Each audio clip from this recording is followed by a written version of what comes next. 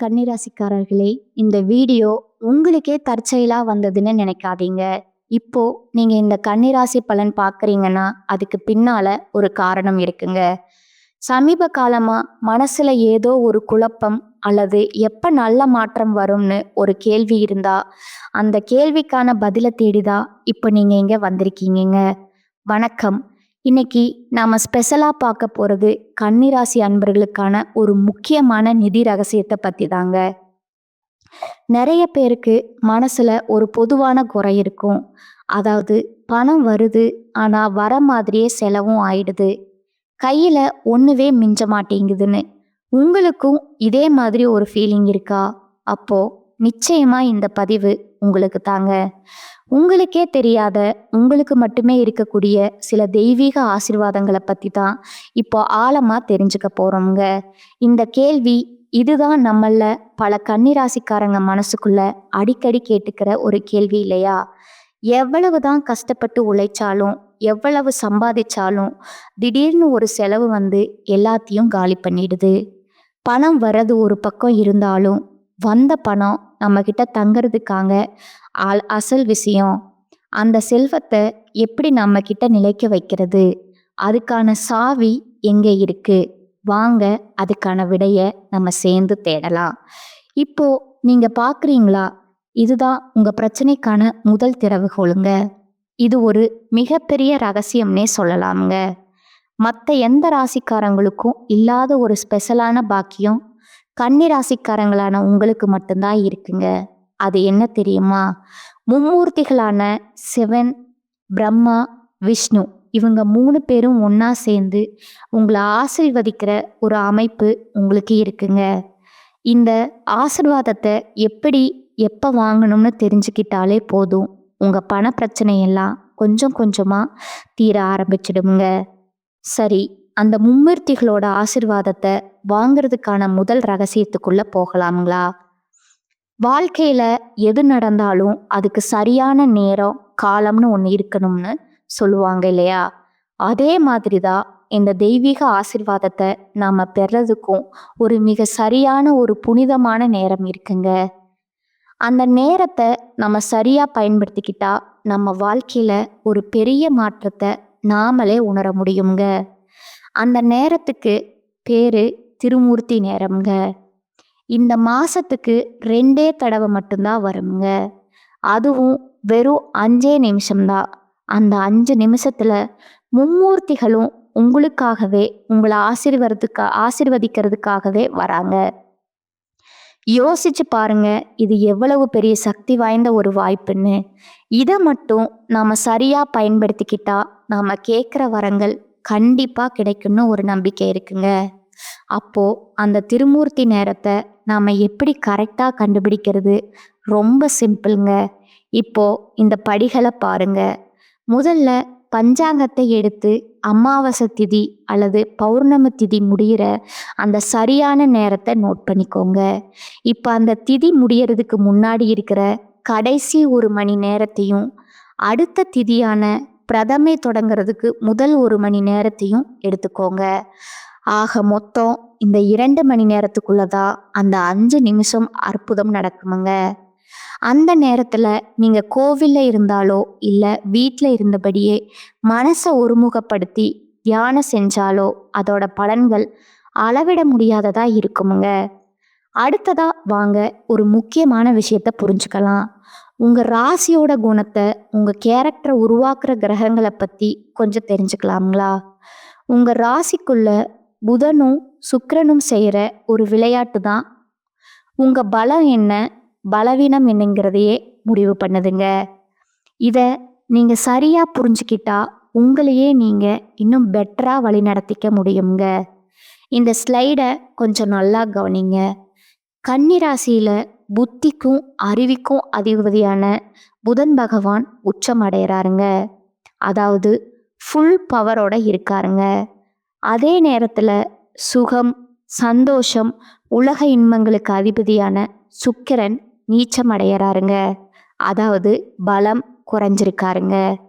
இதுக்கு என்ன அர்த்தம்னா, இயற்கையாவே உங்களுக்கு புத்தி கூர்மை ரொம்ப ஜாஸ்திங்க. அதனால இந்த உலகத்துல இருக்கிற சின்ன சின்ன ஆசைகள்ல அவ்வளவு சீக்கிரம் நீங்க மயங்கிட மாட்டீங்க. உங்க புத்திசாலித்தனம் எப்போதுமே உங்களை ஒரு கவசம் மாதிரி பாதுகாக்குங்க. இப்போ சுக்கிரன் நீச்சம்னு சொன்னதும் இதை ஒரு குறையாவோ இல்ல பலவீனமாவோ நினைக்காதீங்க. அதோட உண்மையான சைக்காலஜிக்கல் அர்த்தம் என்னன்னா, உங்களுக்குள்ள ஏதோ ஒரு சின்ன தாழ்வு மனப்பான்மை இருக்கலாமுங்க. அதனால உங்களை நீங்களே அழகப்படுத்திக்கிறதுலையும் உங்க தோற்றத்தை அழகா காமிக்கிறதுலையும் நீங்க அதிகமா கவனம் செலுத்துவீங்க. எப்போதுமே பார்க்க நீட்டா அழகா இருக்கணுங்கிற எண்ணம் உங்க மனசுக்குள்ள ஆழமா இருக்குமுங்க. இதுதான் சுக்கிரன் நீச்சத்தோட உண்மையான வெளிப்பாடு. இப்போ நாம பார்க்க போறது ரொம்ப ரொம்ப முக்கியமான ஒரு பகுதிங்க.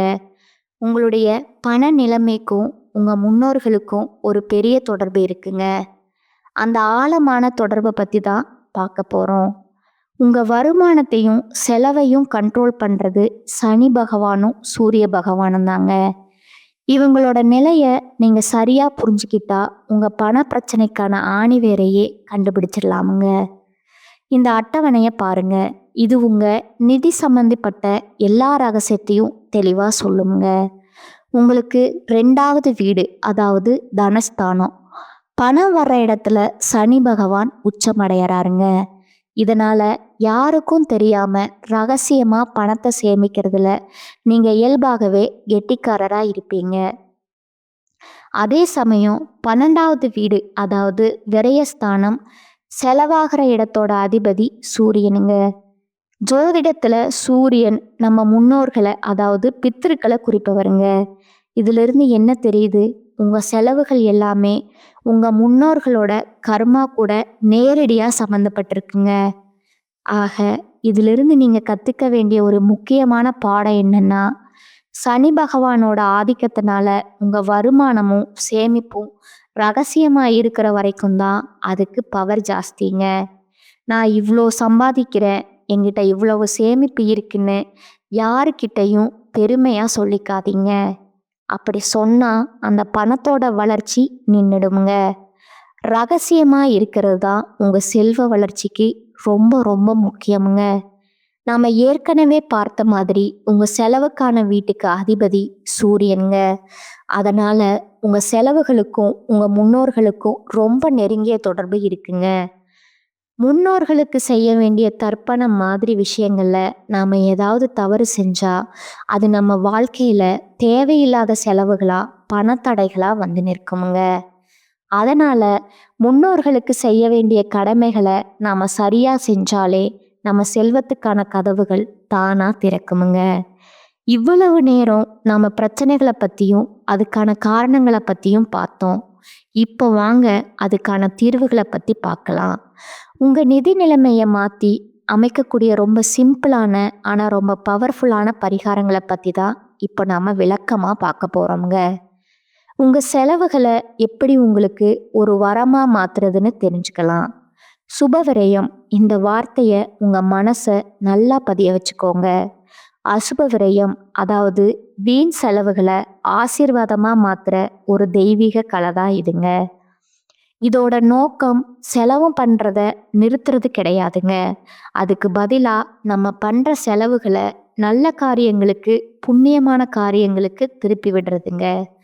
இப்படி நம்ம செய்யும்போது நம்ம செலவு செய்ய செய்ய நமக்கு செல்வம் பெருகிக்கிட்டே இருக்குமுங்க. அதுதாங்க இதுல இருக்க சூட்சமும். நாம செய்ய போற பரிகாரங்களுக்கு பின்னாடியும் ஒரு ஆழமான ஜோதிட காரணம் இருக்குங்க. உங்களுடைய 12வது வீடு சிம்ம ராசிங்க. அது ஒரு நெருப்பு ராசிங்க. அதனால நீங்க செய்ய வேண்டிய பரிகாரங்களும் நெருப்பு சம்பந்தப்பட்டதா, அதாவது அக்னி சம்பந்தப்பட்டதா இருக்கணுங்க. அக்னிக்கு நீங்க செய்யற செலவு உங்க வீண் செலவுகளை சுபவிரயமா, அதாவது உங்களுக்கான வரமா மாத்துமுங்க. இங்க பாருங்க, எவ்வளவு எளிமையான ஆனா சக்தி வாய்ந்த பரிகாரங்கள். எங்கேயாவது யாகம் இல்ல ஹோமம் நடந்தா அதுக்கு விறகு தானமா கொடுக்கலாமுங்க. கோவில்களை விளக்கு எரிக்கிறதுக்கு எண்ணெய் வாங்கி கொடுக்கலாமுங்க. உங்க வீட்டில் இல்ல ஆஃபீஸில் வேலை செய்கிறவங்களுக்கு ஒரு கேஸ் சிலிண்டர் புக் பண்ணி கொடுக்கலாமுங்க.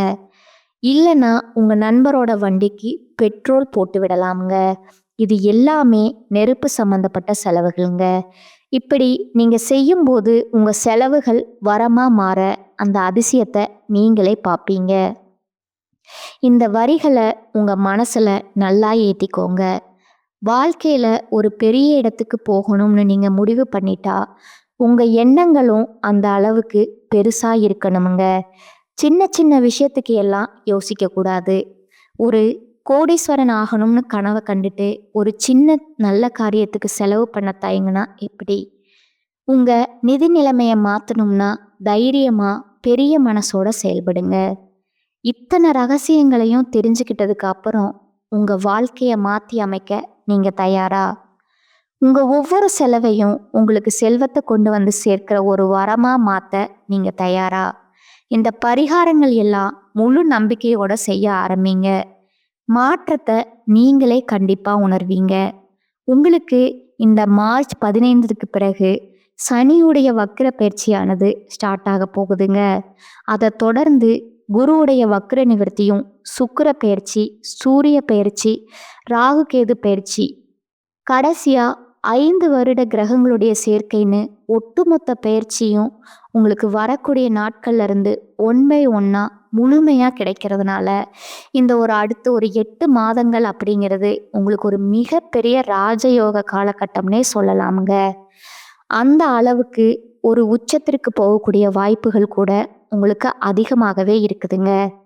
முதலாவதா சனியுடைய வக்ர நிவர்த்தி. தற்பொழுது பார்த்தீங்கன்னா சனி பகவான் மீன ராசியில, அதாவது குருவுடைய ராசியில வக்ர நிவர்த்தி அடைகிறாருங்க. அப்படி வக்ர நிவர்த்தி அடையும் போது இத்தனை நாட்களா மைனஸா, அதாவது நெகட்டிவா செயல்பட்டு கொண்டிருந்த சனி பகவான் தற்பொழுது கண்டக சனி அப்படிங்கிறது உங்களுக்கு நடந்துட்டு இருக்குதுங்க.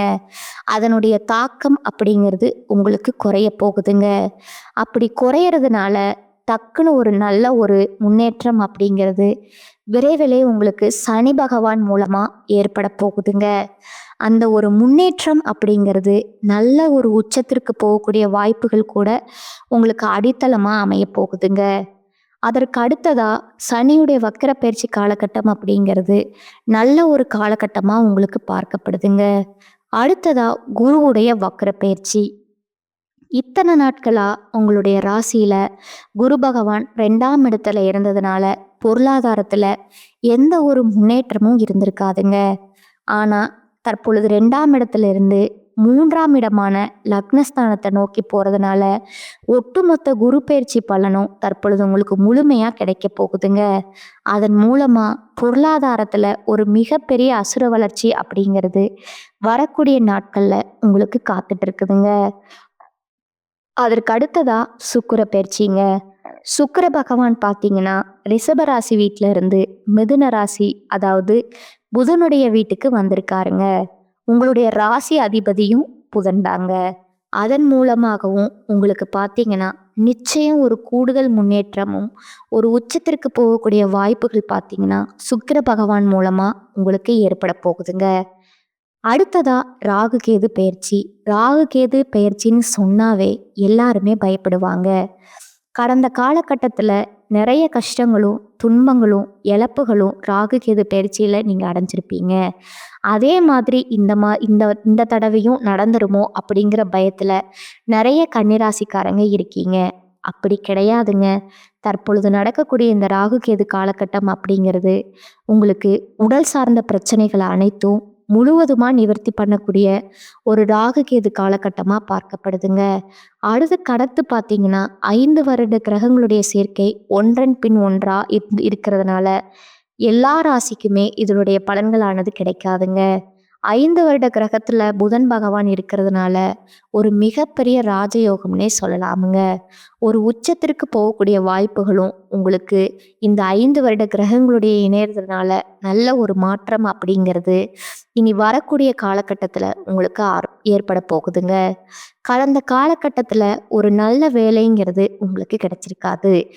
ஏதோ ஒரு கிடைக்கிற வேலைக்கு ஒரு 10,000 ரூபா சம்பளத்துக்கோ 15,000 ரூபா சம்பளத்துக்கோ பிடிக்காத ஒரு வேலையை குடும்ப கஷ்டத்துக்காக வேற வழியே இல்லாமல் செஞ்சுட்டு இருந்திருப்பீங்க.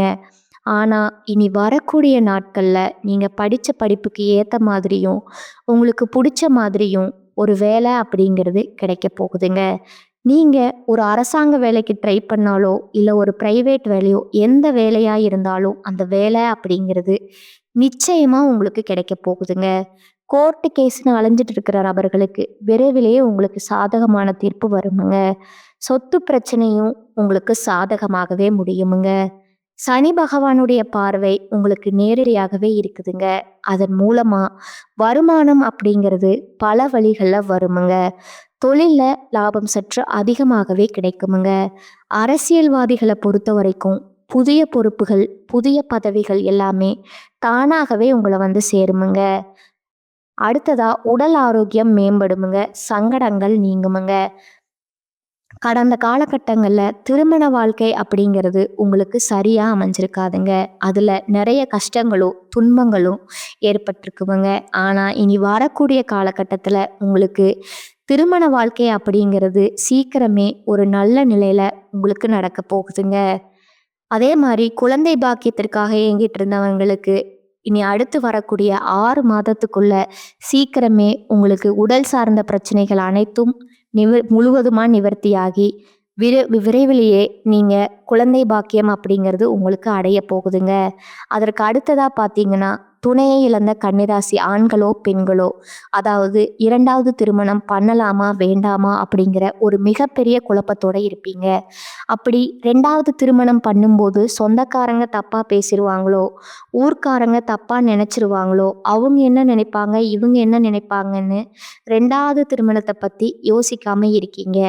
இப்போ இருக்கக்கூடிய பொருளாதார சூழ்நிலையும் இப்போ இருக்கக்கூடிய காலகட்டத்தையும் வச்சு பார்க்கும்போது ஒரு சிங்கிள் பேரண்டால் இந்த சொசைட்டியில் சர்வே பண்ணுறது ரொம்ப ரொம்ப கடினமுங்க. நீங்கள் எதிர்பார்த்த மாதிரியே நல்ல மறுவாழ்வை அப்படிங்கிறது உங்களுக்கு அமைய போகுதுங்க. அடுத்ததாக பார்த்தீங்கன்னா உங்களோட நட்சத்திர பலன்களை பார்க்கலாமுங்களா. முதலாவதாக இருக்கக்கூடியவங்க உத்திரம் 2, 3, 4ஆம் பாதங்கள்ங்க. இனி இந்த வரக்கூடிய நாட்களில் தானும் மகிழ்ச்சியாக இருக்க வேண்டும், தன்னுடன் பழகுபவர்களும் மகிழ்ச்சியாக இருக்க வேண்டுங்கிற எண்ணம் உங்களுக்கு மேலோங்குமுங்க. நிதானமாக பேசுவது காரிய வெற்றிக்கு உதவுமுங்க. மற்றவர்களின் காரியங்களில் ஈடுபடும் போது கவனம் தேவைங்க. உழைப்பு வீணாகலாமுங்க. எனவே திட்டமிட்டு எதையும் செய்வது நல்லதுங்க. தொழில் வியாபாரத்தில் கூடுதல் கவனம் செலுத்துவது நல்லதுங்க. வாடிக்கையாளர்களை அனுசரித்து நிதானமாக பேசுவது நன்மை தருமுங்க. 2வதாக இருக்கக்கூடியவங்க அஸ்த நட்சத்திரக்காரங்க. இனி வரக்கூடிய நாட்களில் கடனுக்கு பொருள்களை அனுப்பும்போது கொஞ்சம் எச்சரிக்கை தேவைங்க. உத்தியோகத்தில் இருப்பவர்கள் கூடுதலாக உழைக்க வேண்டி இருக்குமுங்க. மேலதிகாரிகளுடன் கவனமாக பேசுவது நல்லதுங்க. குடும்பத்திற்கு தேவையான பொருட்களை வாங்குவீங்க. கணவன் மனைவிக்கிடையே கருத்து வேற்றுமை உண்டாகலாமுங்க. பிள்ளைகளிடம் கோபத்தை காட்டாம அனுசரித்து செல்வது நல்லதுங்க. 3வதா இருப்பவங்க சித்திரை 1, 2ஆம் பாதங்கள். இனி வரக்கூடிய நாட்களில் திட்டமிட்டு செய்யும் காரியங்கள் வெற்றிகரமாக முடியுமுங்க. கோபத்தை குறைப்பது உங்களுக்கு நன்மையை தருமுங்க. கலைத்துறையினருக்கு மிகவும் நன்மை பயக்கும் காலமாக இது அமையுமுங்க. தொடர் பணிகளால் களைப்படைவீர்கள். வாழ்க்கையின் முக்கிய முடிவுகளை எடுப்பீங்க. அரசியல்வாதிகளுக்கு உற்சாகமான காலமாக அமையுமுங்க. கட்சி பணிகளுக்காக கடுமையாக உழைக்க வேண்டி இருக்குமுங்க. நேரத்தை வீணாக்காமல் உபயோகப்படுத்தி கொள்வது புத்திசாலித்தனமுங்க. உங்களுக்கான பரிகாரம் பார்த்தீங்கன்னா நவகிரகத்தை வணங்கி வர எல்லா கஷ்டங்களும் நீங்குமுங்க. இந்த சேனல் உங்களுக்கு பிடிச்சிருந்தா லைக் பண்ணிக்கோங்க, ஷேர் பண்ணிக்கோங்க. வாழ்க வளமுடன், வாழ்க பல்லாண்டு. நன்றி, வணக்கம்.